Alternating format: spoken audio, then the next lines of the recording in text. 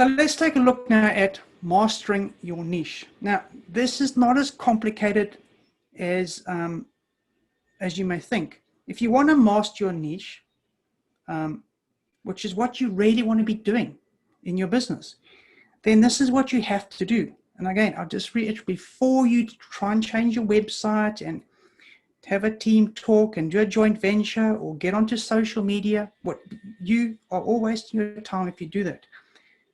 Your goal, okay, your goal is to find the desire of your niche. This has to be a relentless pursuit. It can't be something that you sit down over a cup of coffee and think about it. This is what you need to be doing right now, nothing else. Then, again, this process must start right away. And it doesn't matter if you're brand new to business or you've been going for 15 years. I know people, I work with people who are going for 10 or 15 years in a business, and I can't believe it. They still don't know their niche. They'll tell me who their ideal customer is. And then I say, well, are these ideal people buying from you? And of course they say no. I say, well, you got a serious problem in your business. That's why you're struggling. So you cannot discover your perfect niche, your perfect offer, and your perfect outcome sitting at your desk fiddling with your mouse. You have to get out there and start getting results. And when I say results, I mean you have to test your offer in your niche. Do you need to shift and sift? Is my offer right or is it wrong? Am I talking to the right people? This is a relentless pursuit. This is your goal in business. Eventually it comes right. But if you're struggling with cash flow, I can't get customers, my adverts suck, my sales pitches don't work, you've got to get out there in the streets and you've got to hustle. I know there's this big thing in the world today.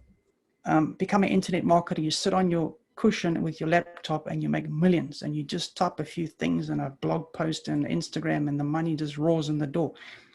I've never met anyone who's done that in my life. These guys who are these wizards who make big money, they have hustled and they have spent probably hundreds of thousands and years getting the niche and formulas and offers and that right. Then they present it to you.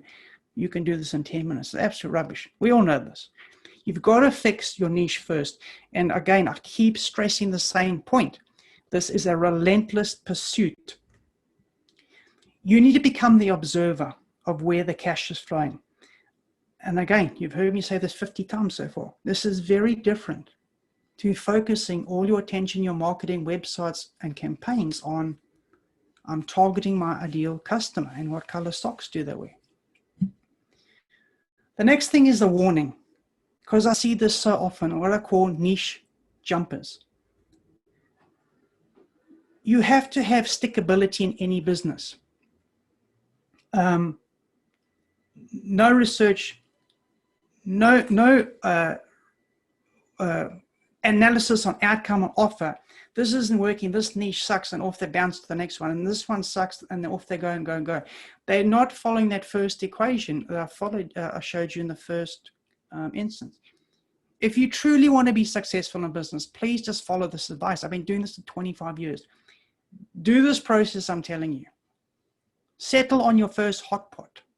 All right, I'm saying settle. I'm not saying this is the utopia. This is your starting point. Follow the process that we're learning today. We still got a lot to go. And you will see magic start to happen. I'm not saying it's easy, but if you follow the process, at least you know you're going down the right way. You're not veering off into the cliff or drowning in the river. There is no other way to do this. And the way you do this is you've got to do research. You cannot guess. I think guessing is, you know, it's like the biggest flaw or the reason for failure. Most people don't do research. And again, I speak to people who are struggling.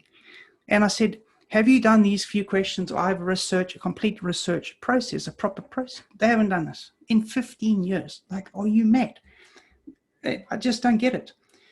So how do you do research? Well, you do surveys, online and offline. All right, and online is a big thing too. You can't sit on your iPad and do a survey. You've got to get out in the streets and ask your customers. When I've set up my international distribution business, one of the first things I did was I took a clipboard and I went into the city in Auckland where I lived at the time. And I went and saw for 2 weeks all the retailers who sold competitor products. And I asked the manager, can I stand in your store, interview your customers? Because I actually got a meeting with your head office in a few weeks to present this thing, which I did. And I surveyed customers' shopping behaviors on how they bought ink cartridges and how they got frustrated and what competition we're doing. In other words, what I was trying to do, find those deepest pain points and their most powerful desires so that then I could go and create my solution and tailor my presentations to exactly how my customers wanted to buy it. That is offline research. You can go into things like blogs, like buzzsumo.com. See what's going on in your niches. What are people writing about? What are people crying out for help for? What are they praising? YouTube is a great thing. Yes, the videos are great, but what I analyze and love to see is what are the offers for opt-ins? So opt-ins are, what are they asking you for in exchange for your email? So if you go to the big channels on YouTube in your niches, go and look for what they're asking for in return for your email, because they all are. Maybe it's a masterclass, maybe it's an ebook, maybe it's something this or the other. The reason I'm telling you to look at that is because those are compelling offers. Those words that they're using for you to give your email has hit a trigger, has hit a nerve. So look at those words they use, because they are tapping into those deep desires, those pains. They've already worked all this out. That's where you pick up all these great tips. Look at your top competitor websites. All right? Top competitor. The reason I say top is because these guys have got stuff sorted out. They have spent years and hundreds of thousands of dollars all working this out. Okay? So you go to the top websites, and again, you follow the same process. Look at the copywriting. Look at the opt-in offers. And all those keywords are honing in to your customers' deepest pains and desires. That's why they're the top websites. They've tapped into all the stuff I'm telling you about. Another great source is Amazon bestseller books. Just Google in your niche the best-selling books on Amazon. And once again, go and look at the cover. Look at the words. Look at the copywriting that they've used to describe so that you go and buy their book. There's a reason why they're #1 bestseller. They've got all the keywords, the deep pain points that I've been telling you about. It's all there. Forums. Join Facebook forums or just Google forums that are in your niche. And inside there, go and see what people are moaning about, complaining about, or who's doing a great job, why they're doing a great job. This is all the gold you need. Now, how many businesses do what I'm telling you to do? I don't think I've ever once in my life met a person who's struggling who's ever did this process. That's the whole reason they're struggling. So most important, if you've had an existing business for many years and it sucks, doesn't work, go to your customers, your own database of customers over these years, and talk to them and ask them, why are you buying from me, not someone else? What is the best product that I supply? If you've got a portfolio of 20, 30 products, there's only, you're not selling all of that stuff. You're selling 5% of that stuff. The rest is just driving you mad. What do they want to buy from you the quickest and easiest? What is the solution they desperately want? Your customers, your good customers, will tell you the truth. And so just ask them, survey them. So your own database. Now, what answers are you seeking when you do these surveys? I'm giving you pretty... Sorry, Luke, do you mind if I interrupt? There's just a question, and I thought it might be the perfect time to ask it because we just did the research thing. So it was an anonymous question. So yeah. Not clear on how to pick a niche in the health field. Could you choose tons of illnesses or general wellness? Not clear on how to start and what to think about, or I guess, or where to find. So I just wanted to pinpoint you there because we just did that research thing. I think the biggest thing for that is to do your research on your competitors, would you say, if you're just starting out and you don't have a database, because we're about to start the database side. Okay, so look, I'll just tell you the real blunt point right up front. If you're thinking about starting a business, and I assume I don't know if you're in a business or starting a business or have a business. It doesn't matter. If you haven't started a business yet, start somewhere. There's no right or wrong. That if you are ever going to be successful in business, and if you can't come up with your own idea, well, I don't think you should be in business, because business is about innovation. Business is about having a starting point and let's try and work through this thing. I know it sounds a bit blunt and brutal, but it's the truth. You have to start. Every business starts off at a starting point. No one just jumps to the golden ring where money is just falling all over the place. No one does that. So to answer your question in an unblunt way, I can't tell you if your general wellness or illness is the right thing. My idea for you is, what is your idea in the first place? Does it fall into, what is it, general wellness or illness? And then do the process I've told you. There's no right or wrong answer at this point. And again, I don't know if you've started a business. If you have an existing business, then follow the process I've given you. Start off with your big, broad niche and break it down. If you're brand new, you don't know what to do, choose something. Like if you take Tony the photographer or my sick men example, put headaches and gout and whatever. If you do both scenarios, take, what is it, illnesses? Yeah, so illness, tons of illnesses or general wellness to choose from. So yeah, there is lots of stuff in general health, but yeah, just choosing one. Again, that is illnesses. I don't know. Make a list under illnesses, make a list under general wellness. But what is your heart telling you? What is your idea? You must have some idea to start a business. That's why you're on this call, right? Take what your inner demon is telling you. You'll release your dragon on something, and then go for it. I mean, follow the process. That's all I can say. There's no secret. There's no golden thing that this is the perfect niche from day one. I'm actually coming to how you do this in a workshop, but I hope that's answered it. And I don't think there's any other way to answer that. So back to where I was. What answers are you seeking? And the answer is the truth. All right.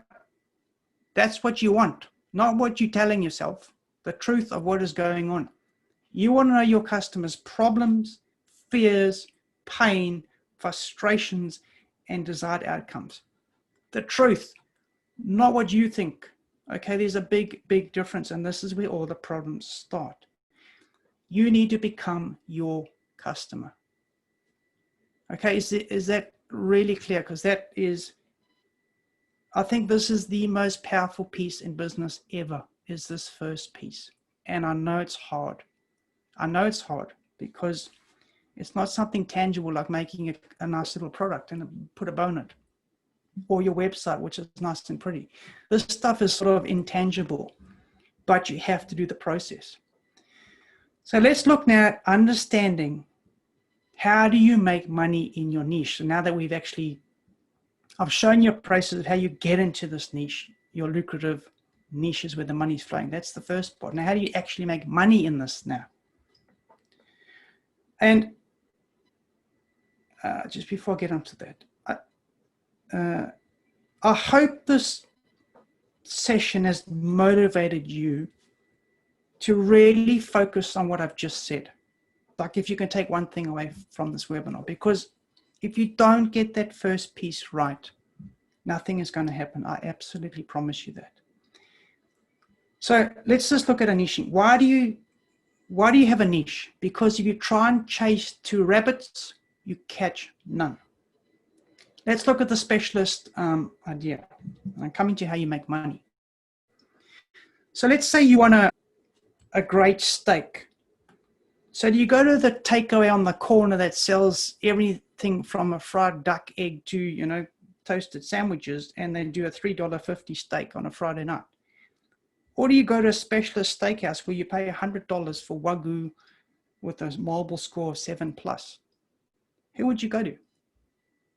You go to the specialist, of course, and you're quite happy to pay $100 for this fancy steak. It's Wagyu, score 7, blah, blah, as opposed to $3.50 from the takeaway. The same thing with the GP and the heart surgeon. If you have got heart trouble, do you go to the doctor who, you know, fixes everything from bald knees to sore ears? Or do you go to the surgeon? Of course you go to the surgeon, but what does the surgeon charge you? $350 an hour, whatever they charge. Where the GP, you know, you get for $25 an hour, whatever they charge. This is how money is in the niche. If you're the specialist, you charge more because you focus and you're an expert. But the world has got to know you're an expert. And the only reason you do that is you start by focusing on it. So you, like I say, you can charge way more for being an expert. And if you focus on just being like the steak dude, and all your adverts and marketing collateral is around all about your incredible Wagyu steaks, 7 score, best on the market, best by the plate, all these things that make you the specialist in your steak, of course, customers are going to naturally gravitate to you. This is how you get more customers without selling. And this is how you stand out. And as I said, this is how it's easier to market and to sell to.